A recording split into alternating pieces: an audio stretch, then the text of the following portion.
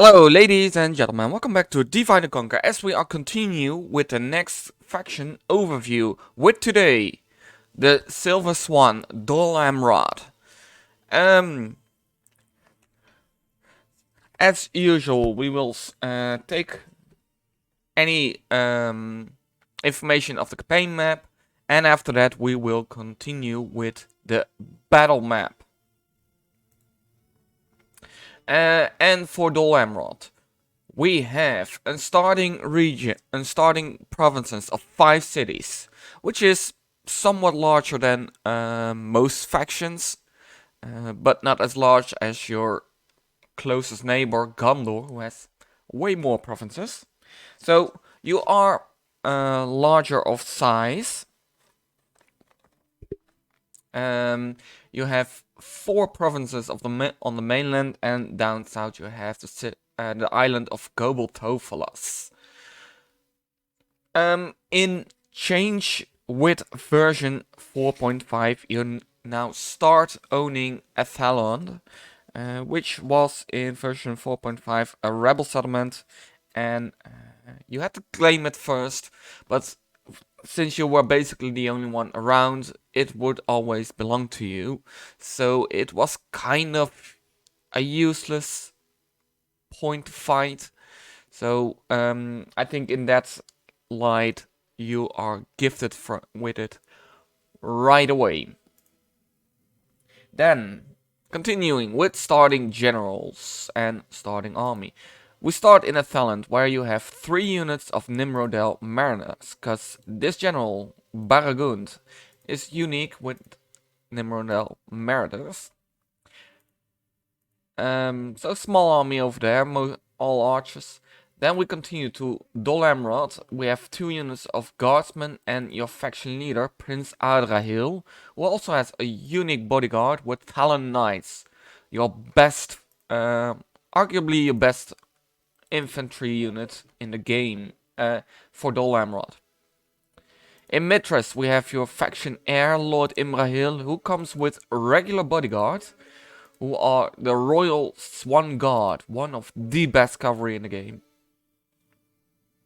And normally it are only 30 of them, but since Imrahil is faction heir, he has some more. He comes with a unit of Amrothian archers. In the fort we have a gentleman, Izzy, who has also regular bodyguards and 2 units of Gondor cavalry. In Lynn here we have just 1 unit of Gondor swordsmen and Amadir, who also has regular bodyguard. And on the island of Tofalas we have Mithlond, who is unique, has a unique bodyguard with Seaward Spearmen, a very good defensive unit, and a unit of Gondor swordsmen. Besides that, you have 2 fleets, Admiral Baimeldir and Admiral Plandor. So all pulled together, you have a reasonable army, but nothing really, not really big, and mostly, well, the guardsmen are pretty nice defensive wise, but nothing really offensive. And you do have some really, really nice offensive units, which you can train early on. So that is, we will see them in a moment, or go to that in the battle map at least. Then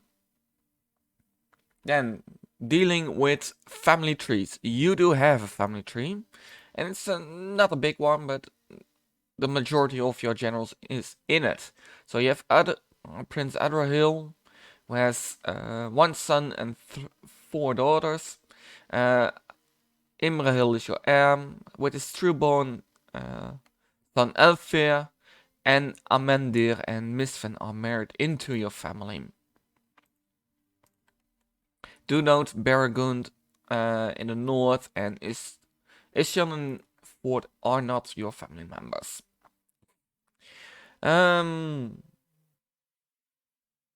So the geographical area, you are on, well, the coast of Belfalas. You are in the north protected by Gondor, which is really nice. Gondor is your, well, you are actually the protectorate of Gondor, although I don't think it's been shown in here. No, you are regular allies, because I don't think the protectorate thing really works in Medieval 2, maybe. I'm not really sure, but you are just you are good allies, and Gondor protects the majority of your holdings. The only real danger will come from the south, with Lynn here as one of the first targets, and also Gobel Tophlas. Don't neglect that. They will come for that. So you have a pretty defensible area. You have the sea on the west and the south, and you have one of the best ships in the game. Unfortunately, the Ar-Adunaim, who will come from the south, have better ships. So you do need to watch out for those ships. On land, you're only accessible through the mouth of the Anduin. So, and you have this small river over here with, I think, a single crossing, at least from here. So it will be reasonable your homeland, your heartlands will be reasonable defendable. So you don't need to worry about that. It is when you're going to expand that defensibility will be more difficult.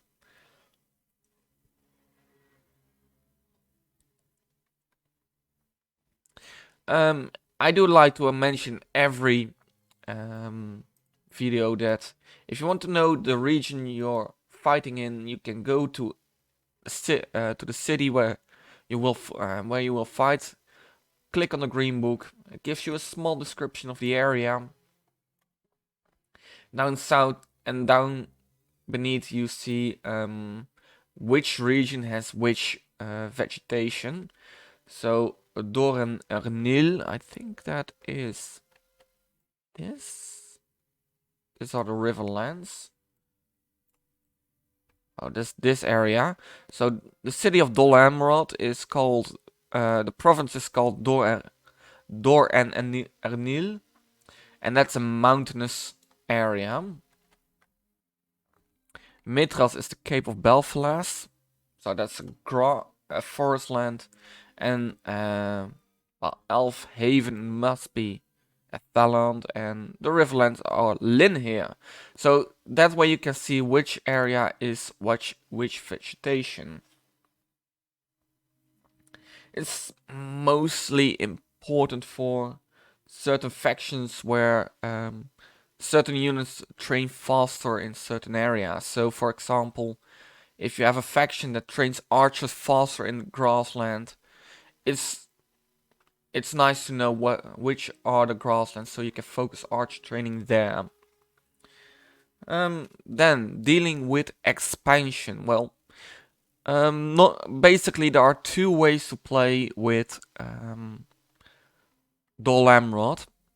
Rush down into Harondor, take out Harad, or rush down south and take out the Ar-Adunaim. That are the two strategies that are recommended. And that will decide your expansion. Personally, I'm not a player who rush much, so I just go into Harondor, fight everyone. Most of the time do like to try to beat the Ar-Adunaim in taking Gobel Mithlond over here down south, because that is another nice defensive city to have, because everything up here is not really well developed, and you will struggle defending it.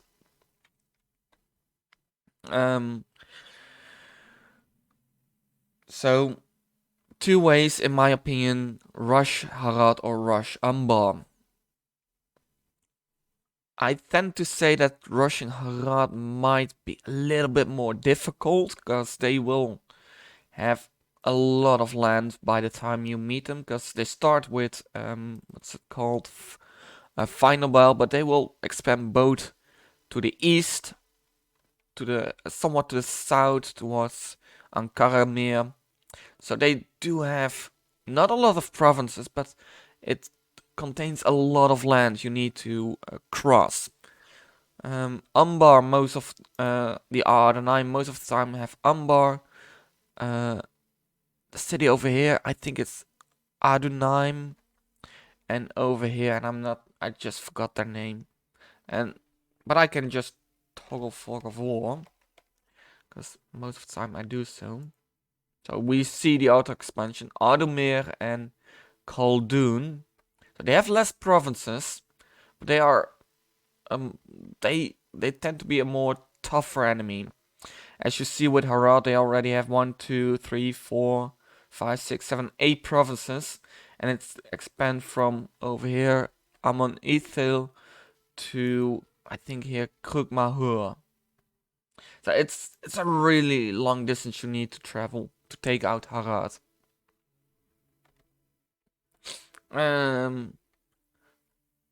But the choice is yours. There are a few rebel settlements left for you, as you see. Mithlond is not claimed yet, but there are a lot of garrisons in between. And the Ar-Adunaim tend to take it before you do. But Baravin, Terotoros, those are the ones that most of the time falls to you. If you are fast enough to Ethrite, I don't know, most of the time it's already taken by either Gondor or Khan. So there are a few provinces left for you.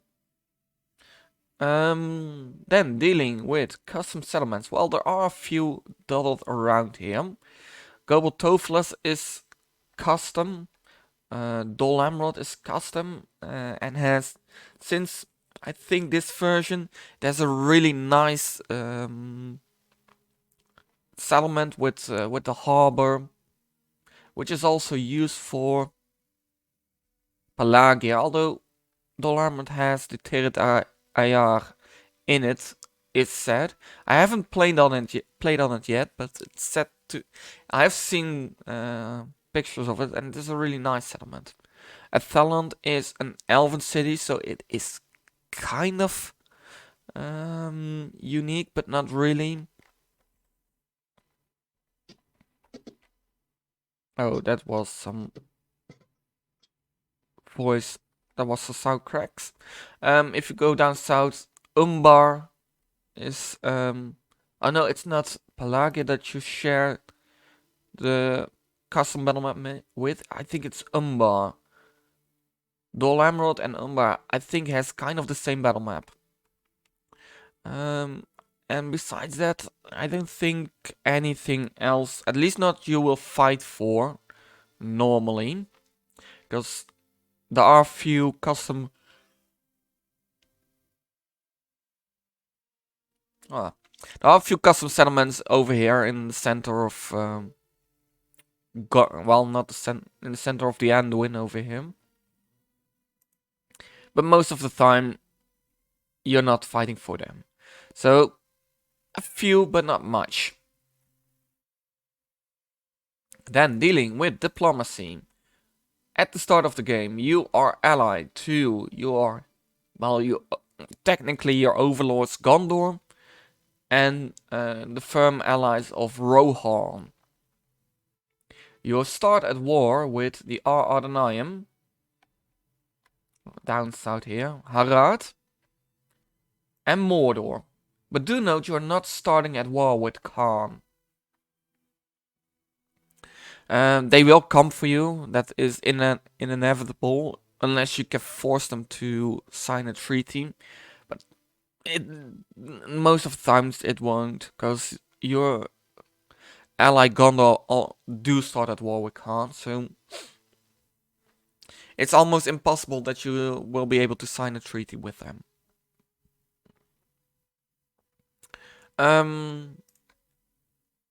from those three enemies, Mordor, Mordor, Harad, and the Ar-Adunaim, you will mainly fight the Ar-Adunaim and Harad. And you are one of the only one fighting them, unless Khan turns good. So you are faced with two enemies, and that's if you don't, and that's why it's recommended to rush one of them quickly, just to take them out and be done with it, because it's way easier fighting one enemy than two. Alright, then dealing with the buildings. Starting with the building of your diplomat, and they come from the Tirit Ayar, which is stationed in, which is built in Dol Amroth, and gives, besides your diplomat, a few nice bonuses, retraining cost reduced, public order, and some recruitment slots. Do note that recruitment slots are based on the building with the most slots. So the Tirit Ayar has 4 slots, so you can train 4 units at the same time. For example, the fortress gives 2 slots. They're not summed up together. Unlike the free upkeep, who are summed up together, the recruitment slot is just the building with the most slots is the amount of slots you have to train units.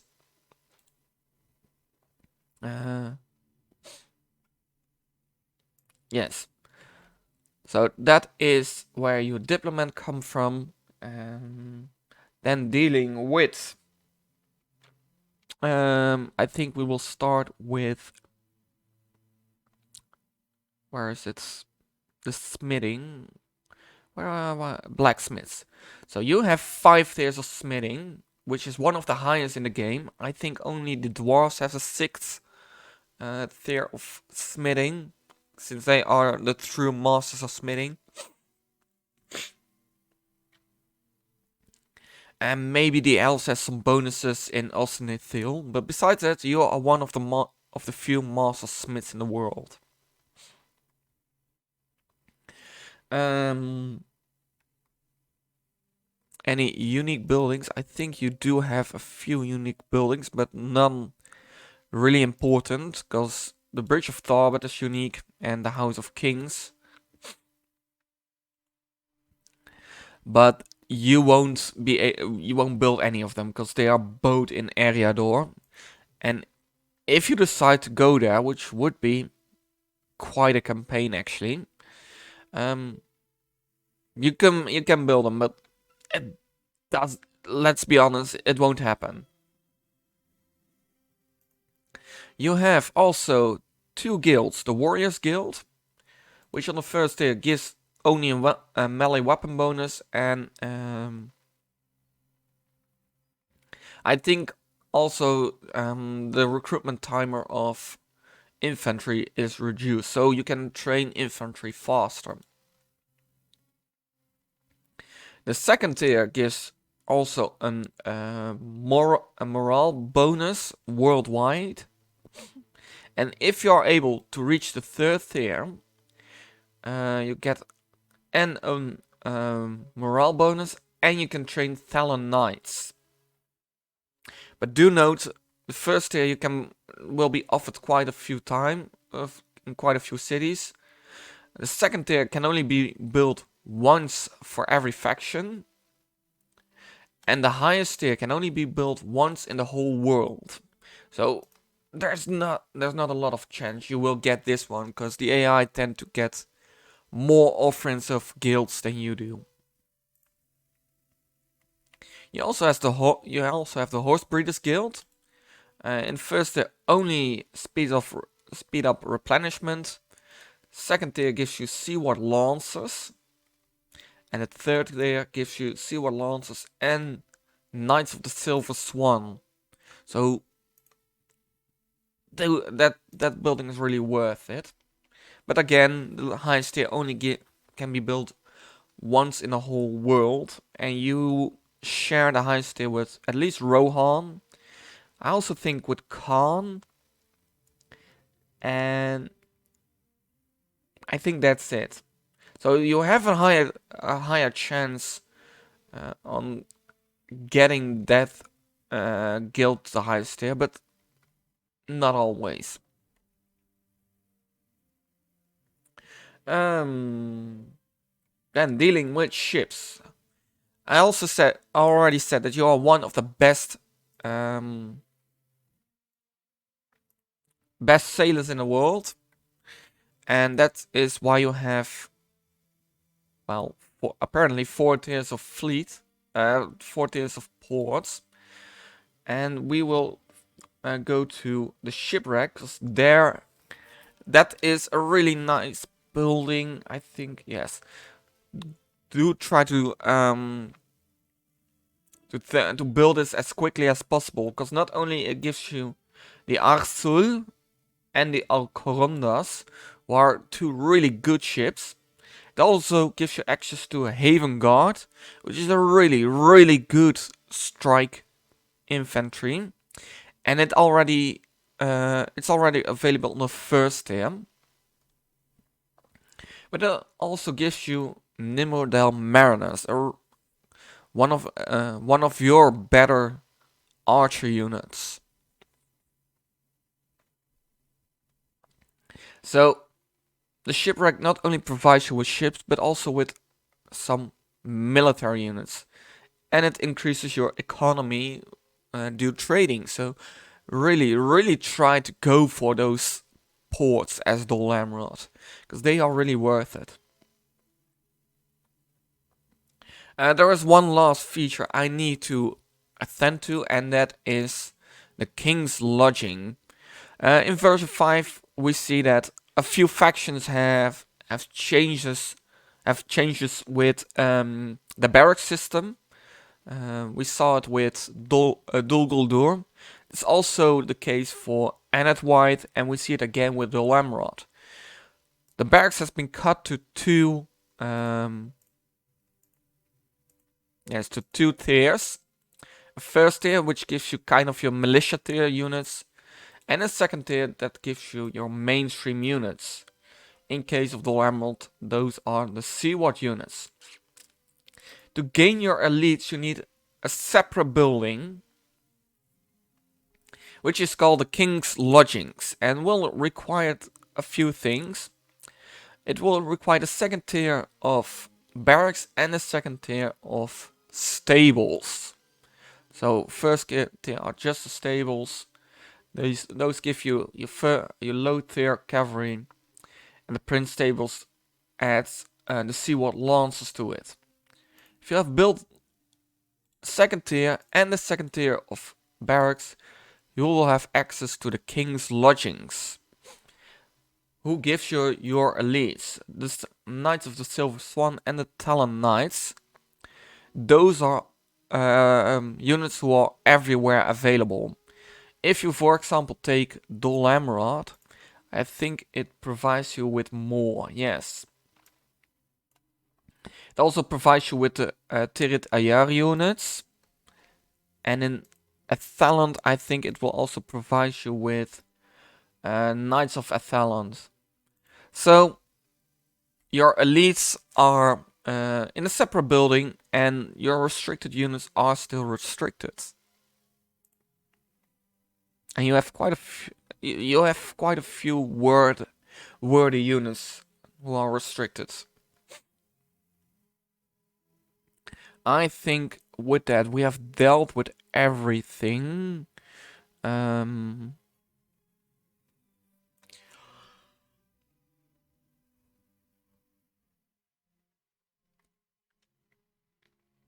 Besides that, you are not restricted in any way. You can build up right away from to the highest tier of cities and castles, so no restriction there. And I think that with that we have dealt with the building side of Dol Amroth.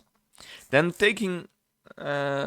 going to the last part of this video on the campaign map, and that is scripts.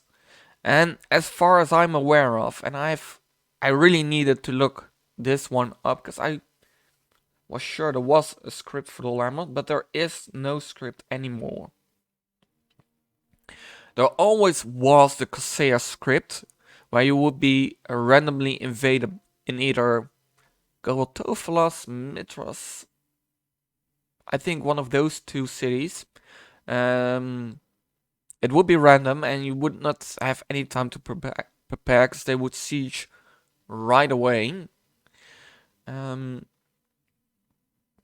But they have removed the script, so you will not be invaded by the Corsairs anymore, because it was just a small script and it didn't really add much to the campaign, and it made it unnecessarily harder. So they have removed the script. Maybe there are also some bugs with it, but I don't think it was, because it has been in a mod for a very long time. So I think it's just because it didn't add much to the campaign. So no scripts for Dol Amroth. And then, so let's go to the battle map, and I will see you there. Hello ladies and gentlemen, and welcome to the battle map. And in a quick overview, we have a reasonable amount of infantry, we have a really good amount of cavalry, and we have a limited amount of missile units. I did include the trebuchet, because, well, I had 2 slots over and I thought, yeah, why not? Because I think, if I'm right, Gondor is maybe the Northern Dunedain are the only other factions who can train the trebuchets. And from Gondor I know that they will be pretty full with all the fiefdom units.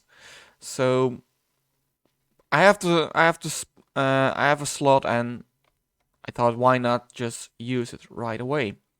So let's just dive in with the first tier of units, the militia unit, militia tier, and we start with the guardsmen. The guardsmen are a defensive spear unit with a 4 attack, a 5 charge, and a 14 defense, making them a really good defensive unit early tier. They have average morale spawns. We have no movement bonuses. And since we are spears, we have a bonus against camels, wargs, horses, and elephants. Just a decent early tier spear unit. They have a more offensive variant in the Gondor Militia. It says Gondor Militia, but it is a regular Dol Amroth unit. They have a 6 attack, a 5 charge, and a 10 defense, making them a little bit more offensive than the guardsmen, and you see that they are lacking in the defense for that. They have average morale spawns, and they have no other bonuses than some terrain bonuses. Then we have another defensive unit for Dol Amroth, the Amrothian Pikemen. A good early tier pikemen with a 3 attack, a 4 charge, and an 8 defense.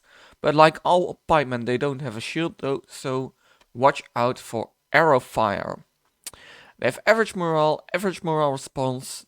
They have a bonus against camels, wargs, horses, and elephants. And do note that since they are pikemen, and the pikeman animation tends to like triple the attack, so they are really good in when they are standing still and just letting the enemy come against them. They tend to kill more than the stats would say. Then dealing with the missiles, we have 2 units of missiles in here. First, the Coastal Wardens with a 3 attack, a 6 missile attack, and a 4 charge. They are alright missiles, and a 6 defense keep them alive in early tier as well. They have poor morale response. They have 2 missiles, 55 meters on the range, and an average accuracy, making them not that great of javelins. I do think they're not that great as missiles, as javelins, and they only come from coastal regions, so regions that borders to a river or the sea. Then we have our first proper archer, the Amrothian archer, with a 3 attack, a 3 missile attack, and 3 charge bonus. They are decent early tier archers. The 9 defense makes sure that they won't die that easily, and they have average morale response, 24 meters, 24 missiles, 160 meter range, and an average accuracy, making them, well, regular early tier archers.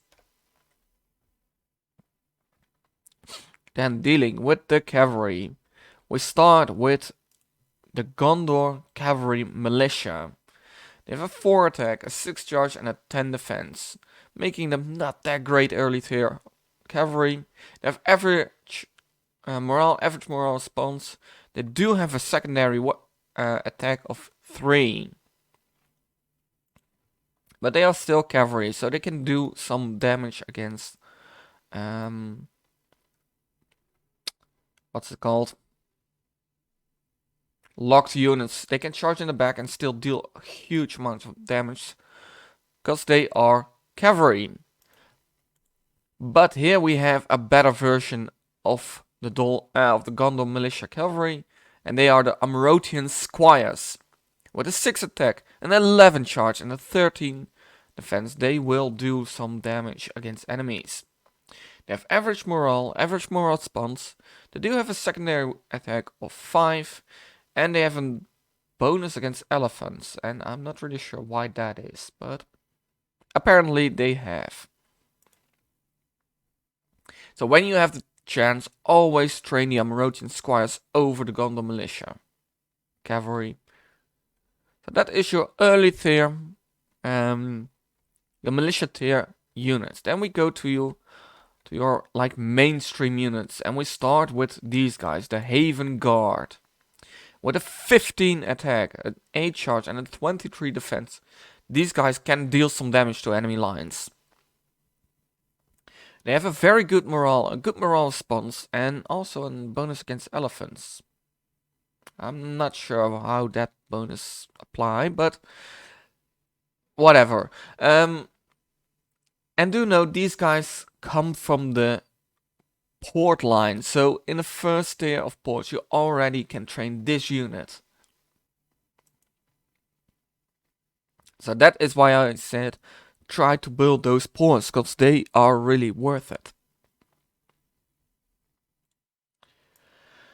Yeah, and they require coastal region, but since they come from the port line, you can only train them in coastal regions. Then we have the Seaward Spearmen. With a 6 attack, a 5 charge, and a 22 defense, they are direct upgrade from the Amrothian Guardsmen. They have a good morale response, and since they are spears, they have a bonus against camels, wargs, horses, and elephants. Nothing special, just good regular units, and that is what we see throughout the majority of the roster of Dol Amroth. Just decent, good, dependable units.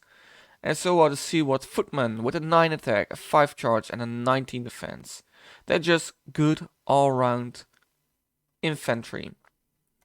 They have a good morale response, and no bonuses.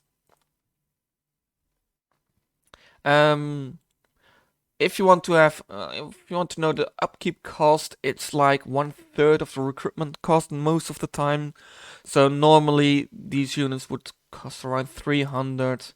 The Haven Guard is a pretty expensive unit. They will cost around 400 each on upkeep, but it's estimate, so it's not exactly a third.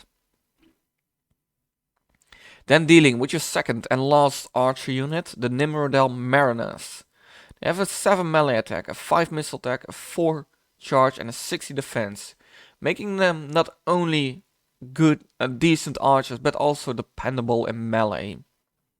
They have good morale spawns. They are slightly faster than other infantry units. And they have 28 missiles, 180 meter range, and a high accuracy, making them quite regular mid-tier archers. And they are your best archers. And also these guys come from the port line. Also the Nimrodel Mariners are the bodyguard of Baragund. So the guy in Ethaland. As the Seaward Spearmen are the bodyguard of Misfen, the guy in Cobalt Tofalas.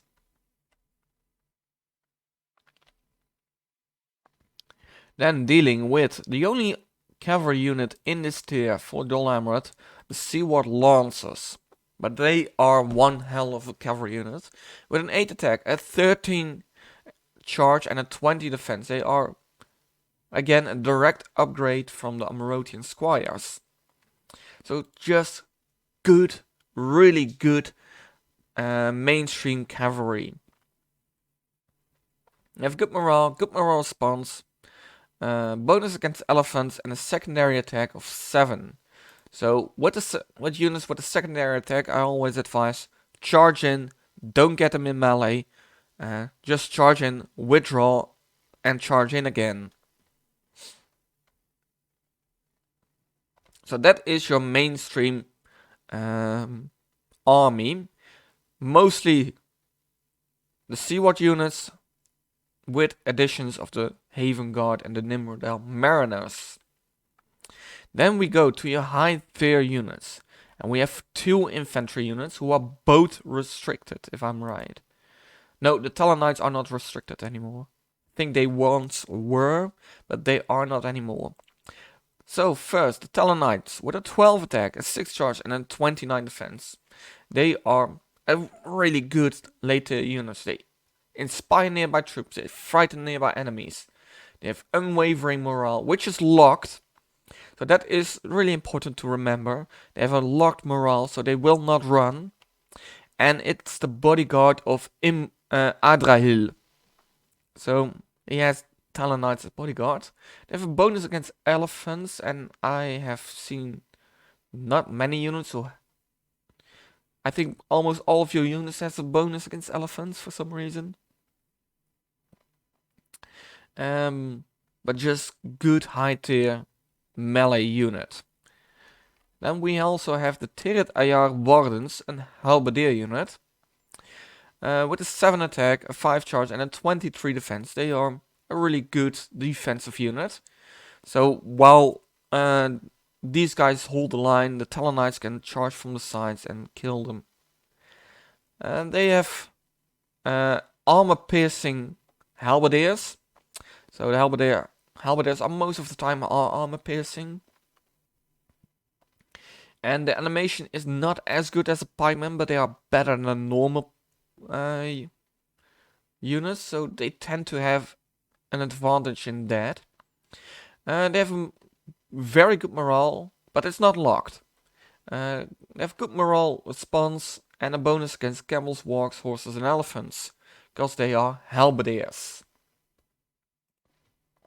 We have no archer support on this tier, but we do have a lot of cavalry support. But the majority is restricted. So we start with the only one who are not restricted. And it's the mounted version of the Talon Knights. The Knights of the Silver Swan. With a 10 attack, a 15 charge. Look at those stats. A 15 charge bonus. And a 32 defense. These are tanks of medieval. They inspire nearby troops. They frighten nearby enemies. They have unwavering morale, which is also locked. They have good morale response. But since they are so well armed and good, they have such good weapons, they are slightly slower than other cavalry. And they also have a secondary attack of 9. So a really, really good unit, and 51 of them. These guys will punch through every line the enemy will set. They are supported with the Knights of the Tirit Ayar, which has maces. Look at this guy, it's holding it up. They have some kind of mace weapon on a horse, really nice.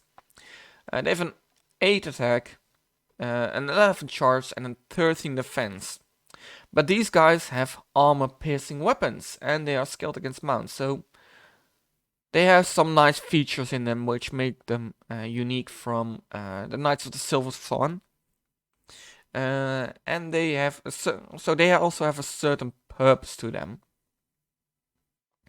They have a very good morale, an impetuous morale response, just like the Knights of the Silver Swan. They are quite armored, so they are slightly slower, and they have a bonus against horses and elephants. Then going to your last unit, the Knights of Mithlond, with a 9 melee attack, a 6 missile attack, and a 9 charge bonus. They are really good, dependable cavalry, but they are horse archers, so that is a really nice feature. As Dol Amroth, you have a horse archer unit in your highest tier.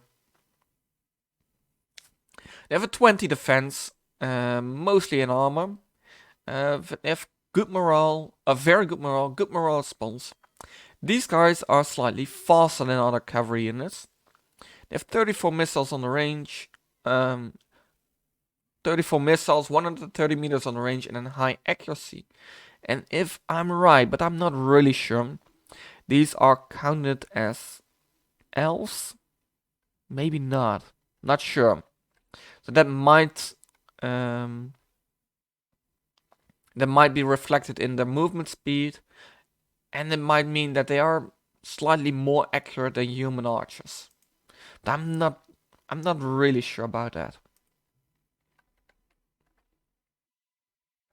Then dealing with the trebuchet. Trebuchet is of course another siege equipment. They have I think they have the highest range of siege equipment with 320 meter range. They have a carcass ammunition which can be activated by double clicking, and then you see this cow, and that means they have carcass ammunition, and also have fire ammunition.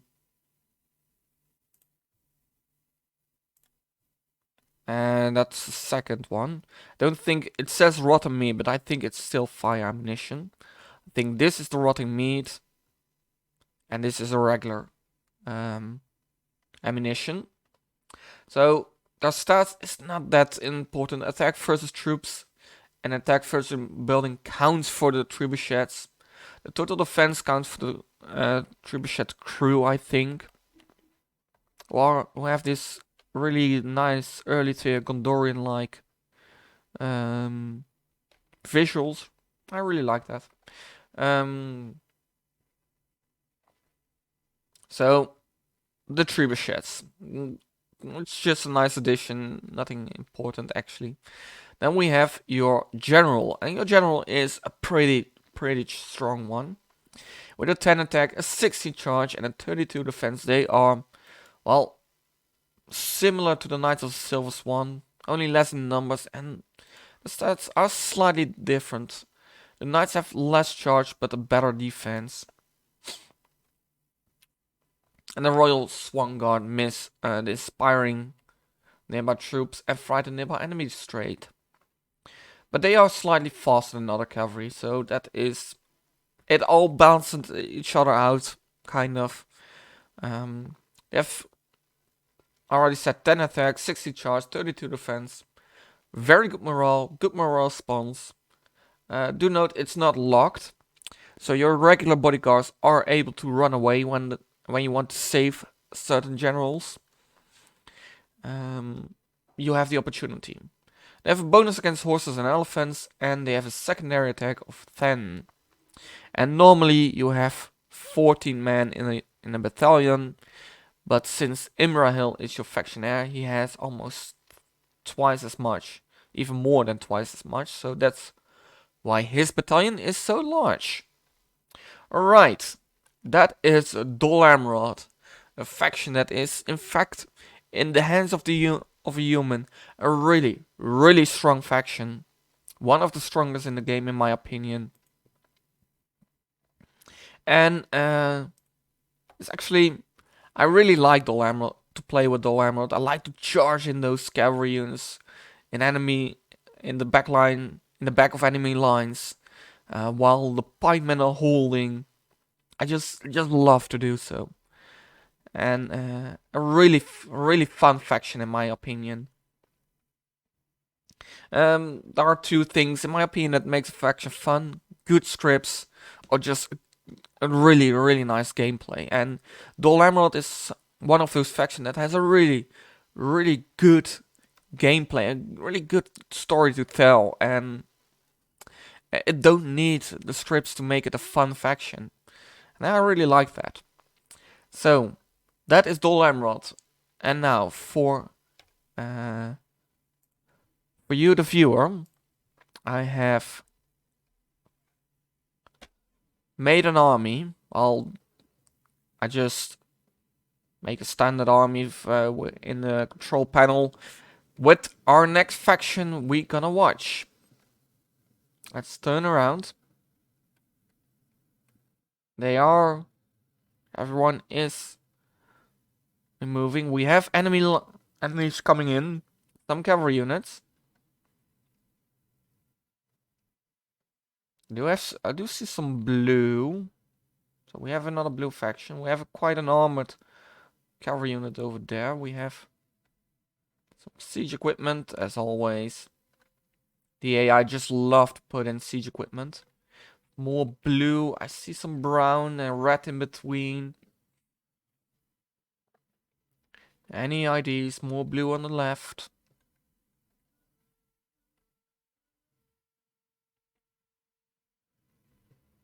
And we have more blue and red, and it is the Kingdom of Dale we will be watching next week. So we have the Barding Hearth, Laketown Pikemen,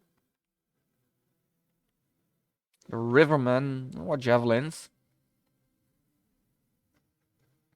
This unit, which I just don't know how to pronounce it.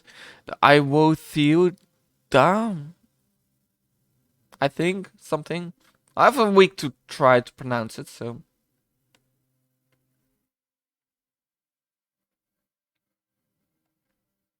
I think this should be a battle we should be able to win. But not with our archers on front, actually. We have the Earls trying to cut through our Seaward footmen. Yeah. The Coastal Warden's already running. The Nimrod Delmaris against the Riverman. I would like to see such a match. I think the Nimrod Delmaris would easily take them. We have the Sword Masters of Dale against the Haven Guard. Oh, that's two big swords against each other. Normally the Haven Guard should be able to take this one.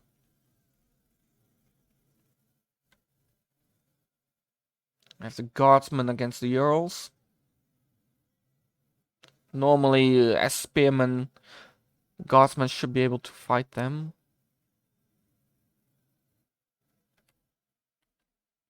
I have more Dale Sword Masters going around.